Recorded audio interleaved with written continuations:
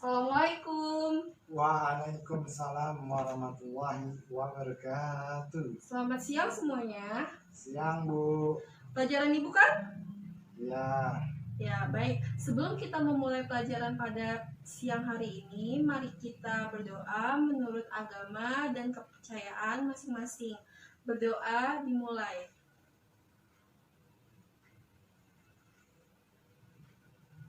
Berdoa selesai. Baik, sebelum Ibu masuk ke dalam materi pembelajaran pada hari ini, Ibu akan mengabsen kalian terlebih dahulu. Adi Pratama, hadir, Bu. Ali, Hadir. Bayu, Hadir, Bu. Bagas, Hadir. Catur, Hadir. Eko, Hadir. Febrianto, Hadir, Bu. Henry, Sakit, Bu. sakit, Iya. Raden, Hadir, Bu. Rizky, Hadir, Bu. William. Hadir, Bu. Oke, hadir semua ya, kecuali tadi Henry sakit. Oke. Hari ini kita akan memasuki materi bab 8, yaitu tentang koperasi. Kalian bisa buka buku paket halaman 213. Ini adalah materi terakhir kita karena kalian minggu depan akan UAS. Jadi kalian ujian sampai bab 8, yaitu mengenai koperasi. Baik, koperasi. Kita akan membahas tentang pertama, yaitu kita akan membahas konsep dan sejarah koperasi.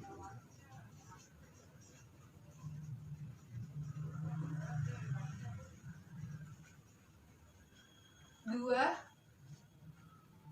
pengertian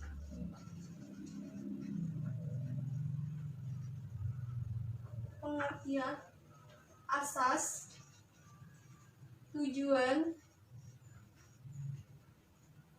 dan prinsip koperasi.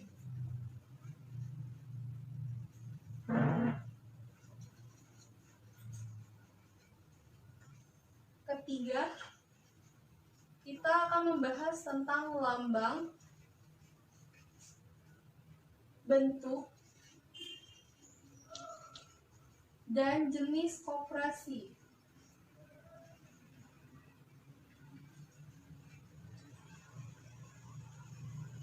Kelihatan? Oke. Yang keempat, pembentukan koperasi. Pembentukan dan pembubaran koperasi. Kelima,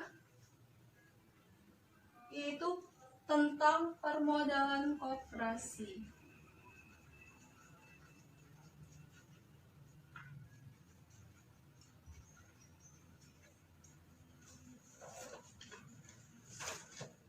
Baik, kita akan ke materi pertama terlebih dahulu. Konsep dan sejarah koperasi. Koperasi muncul pertama kali ketika terjadi revolusi industri pada pertengahan abad ke-18, di mana pada saat itu rakyat atau para buruh mengalami kesengsaraan, sedangkan para pemilik modal senang dan kaya. Oleh sebab itu, pada tahun 1886, oleh Patih Raden Arya Wirya-Atmaja, beliau ingin menolong rakyat dari hisapan lintah darat dengan koperasi, yaitu beliau mendirikan sebuah bank pertolongan dan simpanan atau Hook and Smart, yaitu bank simpanan dan pertolongan, atau yang lebih dikenal pada saat ini yaitu BRI, Bank Rakyat Indonesia. Yang kedua, pada tahun 1915, di mana pada masa pemerintahan Belanda, Pemerintahan Belanda mengeluarkan Koperasi Besluit nomor 431 tahun 1915, yaitu yang pertama, untuk mendirikan koperasi harus mendapatkan izin dari gubernur Belanda. Yang kedua, ongkos materai yaitu 50 gulden. Pada masa pemerintahan Jepang, nama koperasi berubah menjadi Kumiai. Lalu pada tahun 1947 diadakan kongres pertama di Tasikmalaya, yaitu menetapkan tanggal 12 Juli sebagai Hari Koperasi. Yang kedua, menetapkan Dr. Muhammad Hatta menjadi Bapak Koperasi Indonesia. Setelah kemerdekaan, mengesahkan Undang-Undang Nomor 12 tentang pokok perkoperasian. Oke, kita masuk ke pengertian koperasi. Koperasi berasal dari bahasa Inggris, yaitu cooperation. Cooperation. Co artinya bekerja, sedangkan operation artinya bersama. Jadi, koperasi adalah perkumpulan orang-orang yang mempunyai kebutuhan dan kepentingan ekonomi bersama melalui pembentukan suatu organisasi yang dikelola dan diawasi secara demokratis. Selanjutnya yaitu asas. Asas koperasi yaitu bersifat kekeluargaan. Lalu tujuan koperasi yaitu meningkatkan kesejahteraan anggota pada khususnya dan masyarakat pada umumnya. Lalu ada prinsip koperasi. Prinsip koperasi di sini Ibu ngasih 5 prinsip. Yang pertama yaitu keanggotaannya bersifat sukarela dan terbuka. Yang kedua, pengelolaannya dilakukan secara demokratis. Yang ketiga, pembagian SHU atau sisa hasil usaha dibagikan secara adil. Yang keempat, kemandirian, yaitu koperasi tidak tergantung pada pihak lain.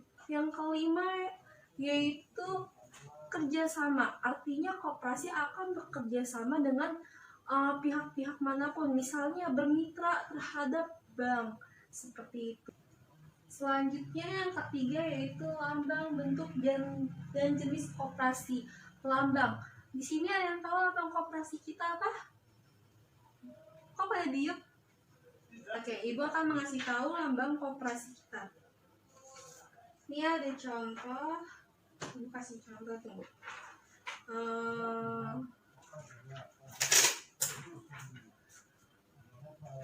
Ini contoh koperasi.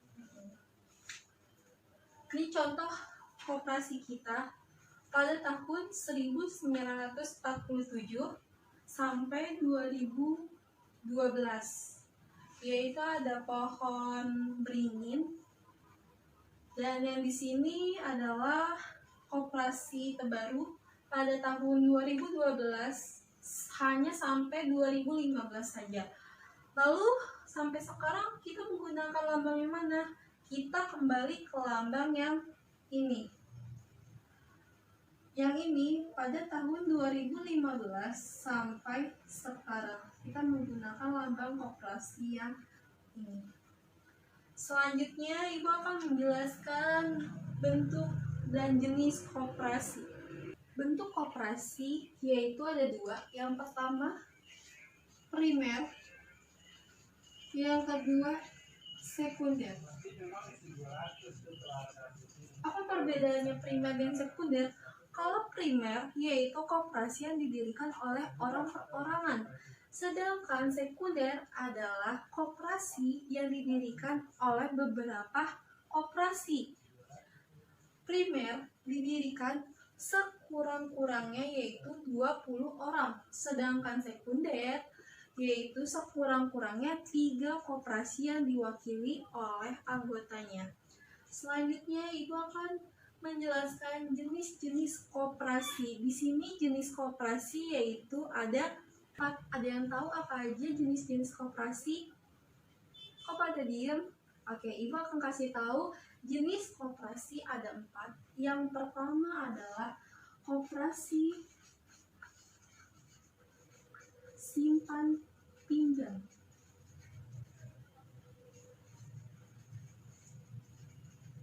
Yang kedua adalah koperasi konsumsi. Yang ketiga adalah koperasi produksi. Yang keempat adalah koperasi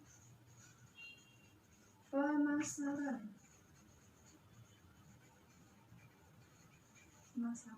Apa saja perbedaannya? Kalau koperasi simpan pinjam adalah koperasi yang menghimpun dana atau menyediakan pinjaman atau modal untuk para anggotanya.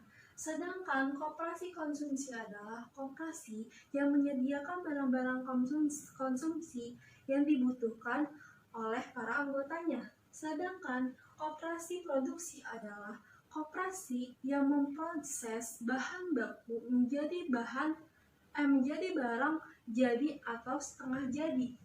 Lalu koperasi pemasaran adalah koperasi yang dibentuk untuk membantu anggotanya dalam memasarkan barang yang dihasilkan para anggotanya.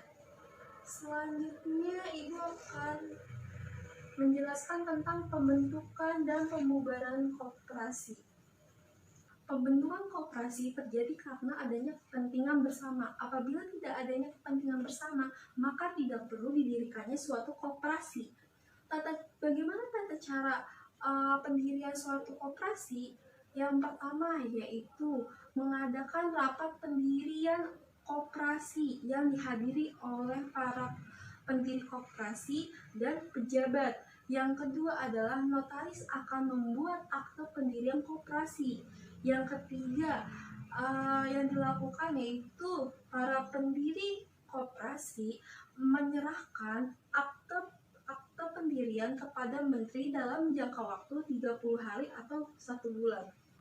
Pembubaran koperasi ada 2. Yang pertama, keputusan rapat anggota. Yang kedua, keputusan pemerintah. Keputusan rapat anggota yaitu hal ini dikarenakan jangka waktu koperasi telah berakhir.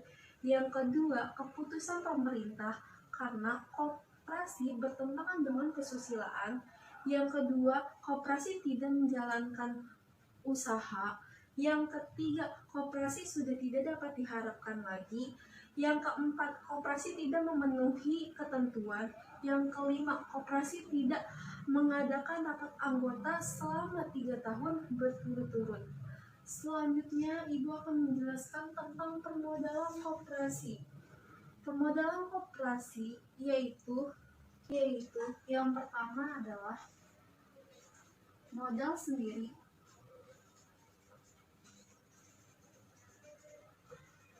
Yang kedua yaitu modal pinjaman.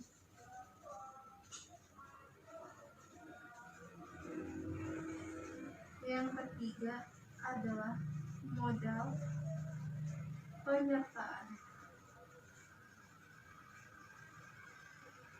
Apa perbedaannya ketiga tersebut? Modal sendiri adalah modal yang berasal dari koperasi bersangkutan. Contohnya dana cadangan, simpanan wajib, simpanan pokok, donasi atau hibah. Lalu yang kedua, modal pinjaman. Modal pinjaman berasal dari uang anggota sendiri atau dari lembaga keuangan lainnya. Contohnya pinjaman dari anggotanya, pinjaman dari bank lain, atau pinjaman dari koperasi lain. Yang ketiga adalah modal penyertaan. Modal penyertaan yaitu modal yang berasal dari pemerintah maupun masyarakat. Contohnya itu dalam bentuk investasi. Sampai sini paham dengan apa yang Ibu jelaskan dari pertama konsep, sejarah, pengertian, lambang, bentuk dan jenis, pembentukan koperasi, pembubaran, pemodelan koperasi, paham semua? Oke, ada yang ingin bertanya? Nggak ada yang ingin bertanya. Coba, Adi ingin bertanya? Tidak. William? Oke, nggak ada yang mau bertanya. Baik, semoga kalian bisa mengerjakan ujiannya dengan baik, mendapatkan nilai terbaik. Sukses terus buat kalian. Sekian dari Ibu. Maaf kalau misalnya ada salah-salah kata. Wassalamualaikum warahmatullahi wabarakatuh.